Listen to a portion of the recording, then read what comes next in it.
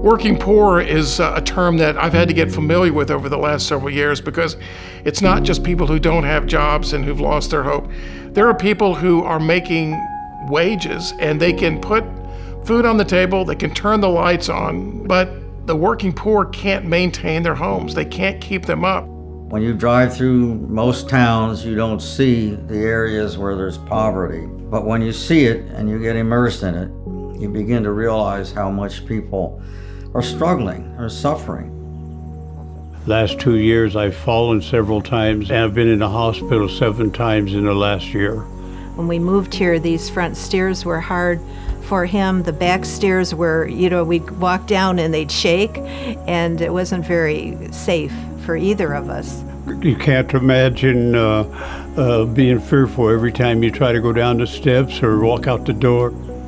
In northern Newcastle County and in southern Chester County, there's whole developments of folks who are low income and whose properties need to be repaired.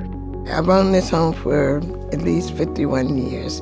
I need a roof, my oil tank turned over. I had a big hole in my tub for years, and water was dripping down, so it messed up the panel. It was a mess in that tub. Once you hit a certain threshold on a block, some say it's 2 houses, some say it's 4 houses of sort of dilapidated homes, it has a dramatically negative impact on the neighborhood in terms of property values, but not just property values, also in terms of crime. We've had shooting right here. I guess they were running after somebody else and they jumped out of the car and started shooting. Poverty tends to breed poverty. The mother was poor, the father is poor, the children are poor, and they repeat these cycles.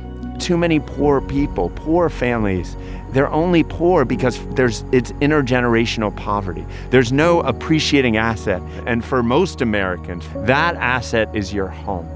And if you don't have a quality home that's repaired, that's taken care of, you don't have that appreciating asset to break the cycle of poverty. Good Neighbors is much more than just a home repair business. We're really trying to step into their lives and to minister to folks in the community as humans all in need of God's amazing grace. It's a blessing, and I feel more confident that he's safer. I can't describe it, the peace that it brings you. You're not afraid to walk out the door. I think they fixed my house up the way they would do work in their own home. It's like a whole brand new bathroom. You're not just helping that one family, you're helping the entire neighborhood. If I live next to 2 people who have all sorts of problems with their home, it actually has an impact on my home value in my neighborhood. What you're doing is helping the entire community grow and expand and the value of properties. So that's always been, I think, the hope of a Good Neighbors is that as you help them, you're helping them get out of that crawl space that they've got themselves cornered into. I would just say God bless all of you for your giving. We had no idea that the help was that close at hand. To help somebody else like this is really a blessing. Thank you so much for just blessing me.